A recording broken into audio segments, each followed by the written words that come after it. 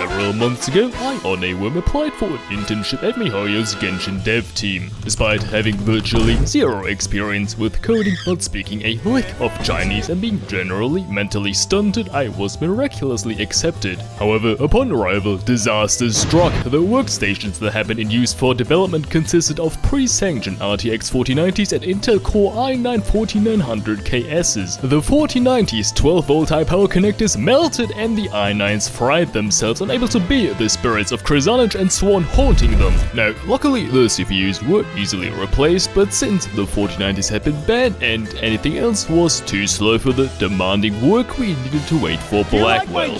Recently, finally, the 5090s arrived in the office and work seemed able to continue. Who cares if they are 5,000 euros for 30% more performance and 30% more die area and 30% more power consumption? At least the melted power connectors were fixed. Well, that's all to say that this patch is a complete lack of content is Nvidia's and Intel's fault. Because of their garbage products, the devs had to code the entirety of this patch on a single Lenovo Yoga with 2 broken hinges. Well. Anyways, hello there and welcome to today's review of Genshin version 5.4. Buckle up, fucker kids, we've got a new and amazing character, mind-boggling reruns of characters that are capable of, but not limited to, maximizing your healing, and a complete lack of a new area again, because as alluded to, the 3D modeling team's computers exploded. If you are unfamiliar with the standards and measures by which I'll judge this patch, go and watch my review of version 5.3. Patch, the only aspect of it I rated 5 balls was the character section. Besides 2 meta-defining characters in Mavica and Sutlali, we also got Lanyan, an NMO catalyst user that also acts as a shielder. As such, her role consolidation is extremely good. She buffs through the V and TTDS and can also be used as an on-field driver for Xingqiu, Yelan or Beidou, and of course provides a shield that at C2 is one of the most durable in the game. On top of that, she could also be acquired for free from Lantern Right. One patch later, Hoyo has released a brand new character in Yuma Mizuki, also being a new addition to the standard banner. She was of course not expected to be meta-breaking, but at least when looking at the 2 characters that have been added before her, Tichnari and Daya, they both had pretty interesting and unique kits, leading them to have rather unique roles in their respective teams. Mizuki, in keeping with this trend, is an NMO catalyst user with a focus on sustainability. Well, while the lack of new areas can be excused due to the unfortunate and definitely real circumstances alluded to earlier, this is just, plain shit. Sure, she buffs swirl damage, sure she doesn't use normal attacks and is thus unique in at least that way, but to put it bluntly, she is utterly worthless. Did I mention she doesn't use normal attacks and thus does not work with 3.5 of the most synergistic characters for teams in which an on-field NO character is desirable? Also, because the only thing of value she provides over Lanyan is swirl damage, you really want to run her on sag frags, making her a worse damage buffer than Lanyan, and I don't even want to mention Sucrose here. Now, some of you might be screaming, but she's a healer, she works with Fernanda. And to that, my honest reaction will be,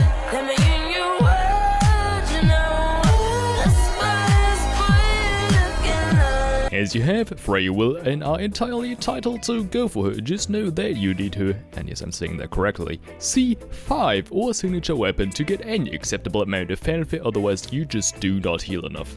Yes, go ahead and try it without either of those things and see how that turns out. Again, no one expected her to be particularly strong, but when she is literally a complete downgrade to a 4-star given for free the patch prior, like, what's the fucking point?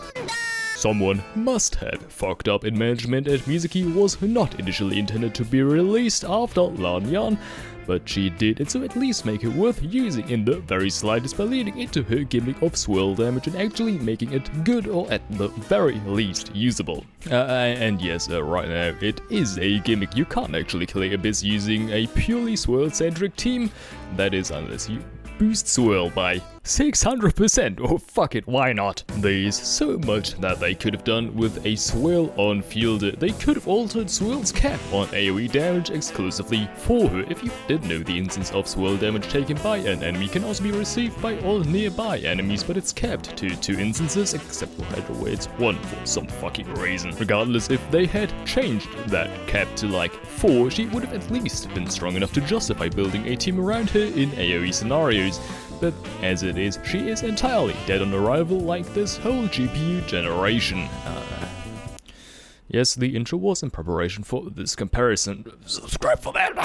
The only redeeming factor in this whole shit show of a character is that she, like Dea, might become stronger in the future with other swirl-centric characters released. But even then, unless that theoretical character has a line like, if you swirl while moving and also not normal attacking and while having the same name twice, your damage increases by 100,000%. Read into the kid, I'd just rather use Sucrose. At least her VA and visual design are cool. 2 balls out of 5. Silent instantly from the past, Bingus came to me in my sleep and revealed to me knowledge some might consider forbidden. And so I was compelled by the power of Bingus to do a singular 10 pull on her banner.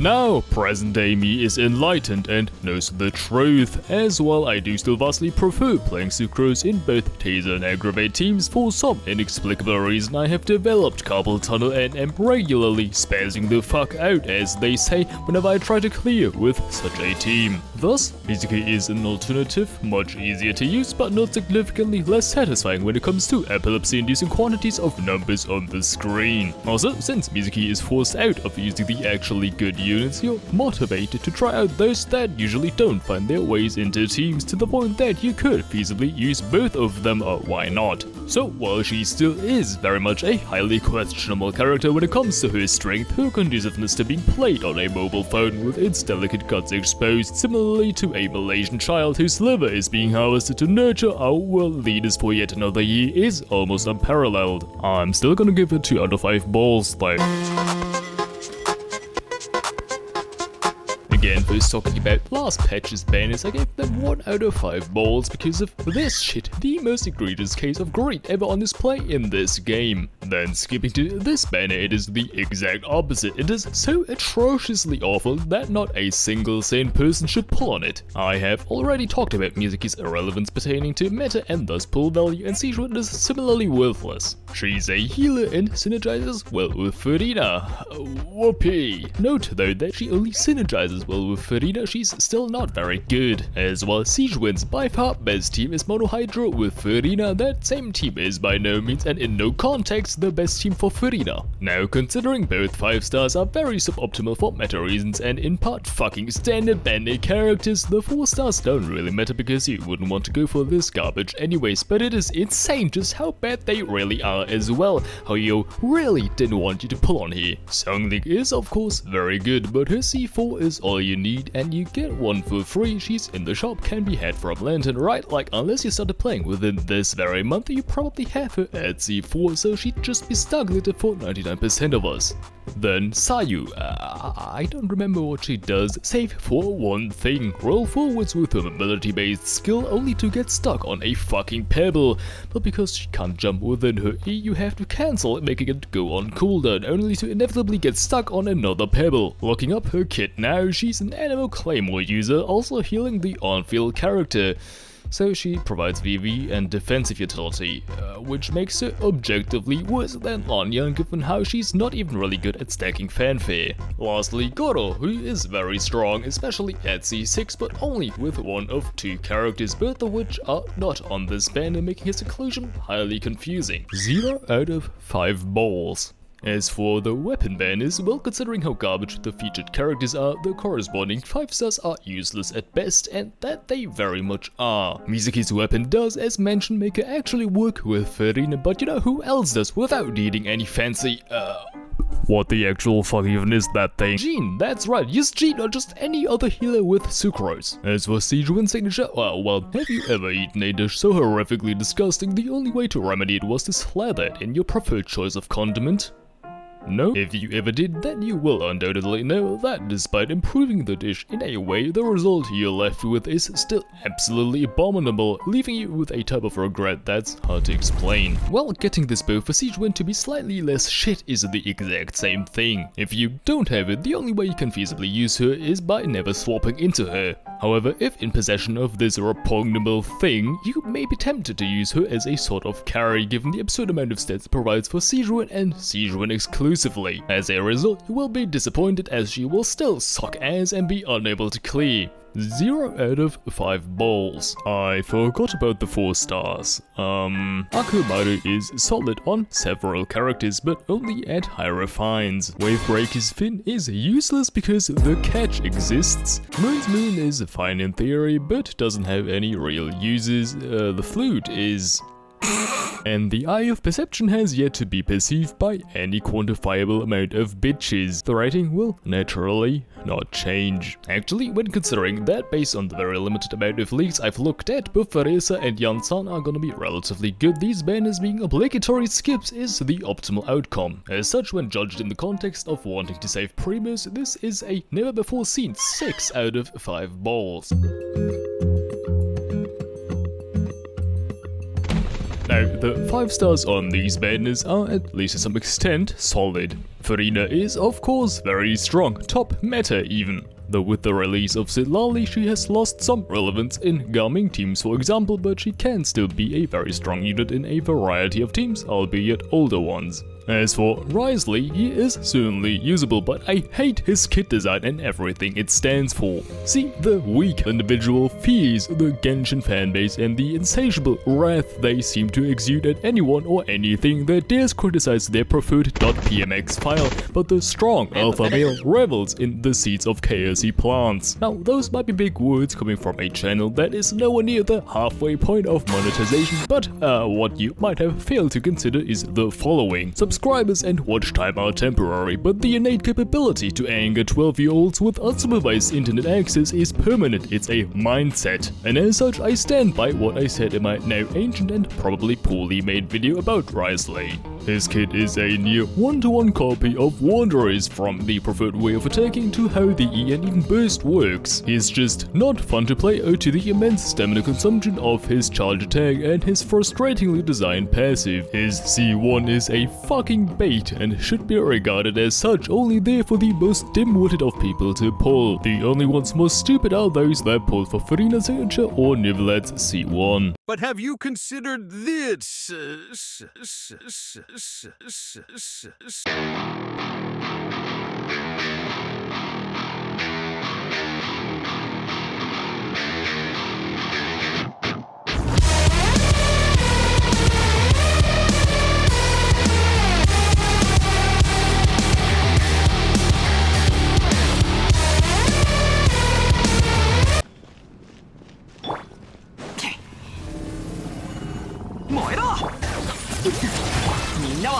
スイッチにめよ契約を果たせ開運召喚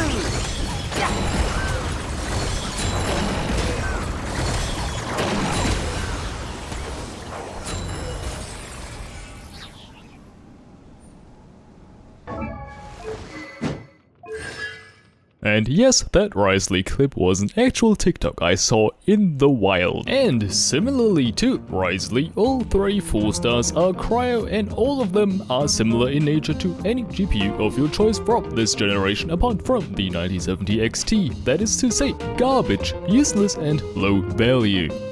Well, update, the 9070 XT has released and is about 50% above MSRP in Germany, so now every single GPU this generation is DOA.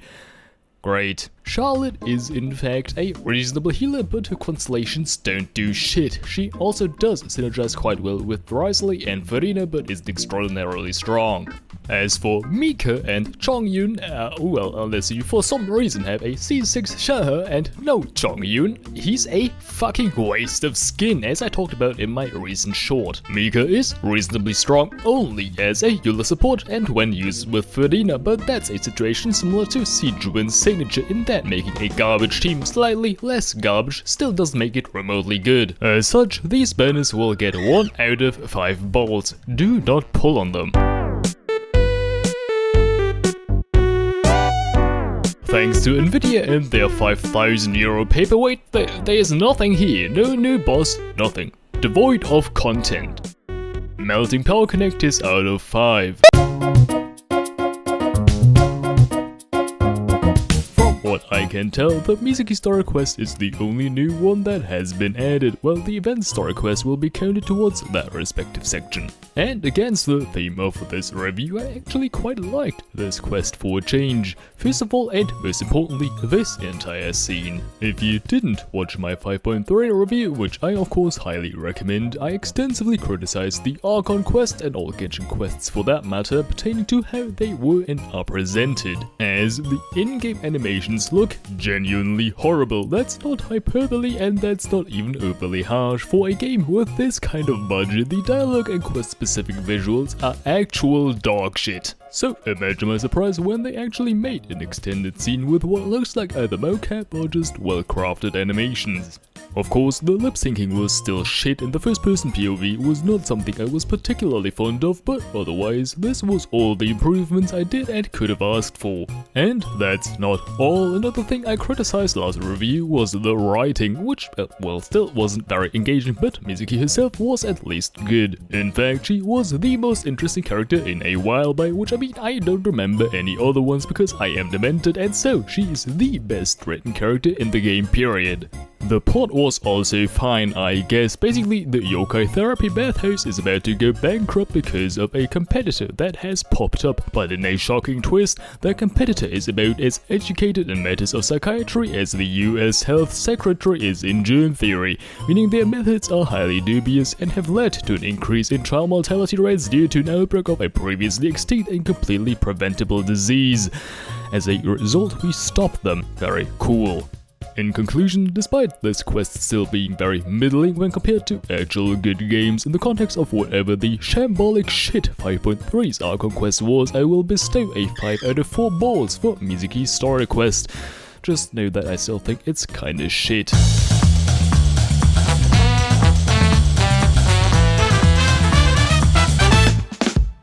Go! Very similarly to the Mizuki story quest, the anecdote event contains some aspects I very much appreciate, as even though I have not yet talked about it, one of the major problems I have with Genshin is that the characters literally just vanish when they're not in an event or story quest. And that is, of course, garbage fucking game design and throws any potential immersion out the window. So, being able to just encounter tons of characters is great, love it, they're even voiced, that's a very low standard and still an accomplishment for Hoyo, but I'd digress. The thing I find annoying is that you of course also just see where any given character is located, making it feel less like an organic encounter and more like another Primo Gem errand.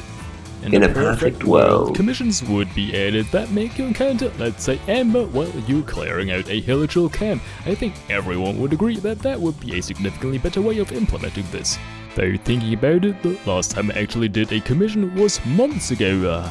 Yeah, the activity point system fucking sucks. Again, I digress, but you know what, I'm just gonna make a video complaining about every single thing that irks me with this game. Who fucking cares? 3 out of 5 balls. Now, for the big event, I don't remember the name and can't be bothered to look it up right now.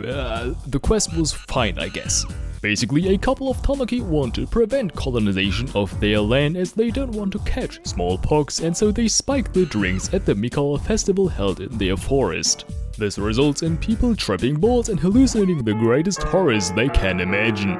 Naturally, we need to prevent this, as achieving a high simply by existing would cause significant financial harm to the hallucinogenic industry. What happened after this is up for debate, as in the spirit of the quest I got absolutely zonked to feel truly immersed in the affair. The minigames are, well, horrid, garbage, shit, atrocious, flabbergastingly subpar. I'm running out of words. There's a web event. Wait, what? What do you mean it's in the actual fucking game? Well, as I know from inside sources, this was supposed to be a web event, but the dimension switching would have incurred too much lag on a web page, and so they moved it into the game. Nothing else to add here besides that this is just a puzzle side-scroller for lobotomites. What is not for lobotomites though is the pathway event, and at least to some extent, as in the later stages I actually had to think for a couple of seconds about what path to take. Then lastly, the baseball game? I don't know freedom sports, but this is just some brainless second monitor type of content. So all in all, this is appallingly bad. As I said in my 5.3 review, I don't mind a brainless minigame or two, but when all of them are mechanically extremely simple, don't involve the best aspect of Genshin, the combat, and look like, well, fucking web events, I really do have a hard time not calling these out for what they are. Lazy garbage. And I by no means am talking to the devs dealing with the exploding and misconfigured 5090s, I'm talking to Hoyo's management being greedy little weasel rats unwilling to actually put even the slightest amount of investment into making this game fucking good. Also, there's a new weapon. It's worse than fair. 0 out of 5 balls. Moving on to the other events, we've also got Realm of Tempered Valor, a combat event which was somewhat interesting. Yeah, now I was unable to get the last point required to acquire the name card, but honestly, after literal hours of attempts, I have come to the conclusion that I simply do not care enough to try any harder. Also, the way it tries to pigeonhole you into one single team archetype is kind of fucking cringe. 3 out of 5 balls. Yeah, I don't have a lot to say about this. Sorry. I just struggle to summarize, let alone recall an event in any greater detail when I don't have any particularly strong feelings towards it. As for the fishing event, I do have somewhat strong feelings towards it, as I am seriously puzzled, nay, befuddled at how this was approved. Like I am literally just spamming left click without using a single neuron. A CT scan would indicate I'm fucking brain dead and the event just completes itself. And catching the biggest fish, you know, the shiny one, which would usually be reserved for the most skilled player to catch, is literally complete fucking RNG. Ha! 0 out of 5 balls, yet again. Then, lastly, the real adventure, and I actually quite liked this one. Primitively cutting together the clips of course isn't demanding in any way, but the results are still kind of fun. The Fever Dream ads are actually somewhat humorous. Still lacks lip syncing or mocapping, but we're talking about a small up and coming indie game, so our expectations shouldn't be too high. 4 out of 5 balls, and I truly can't be bothered anymore, fuck.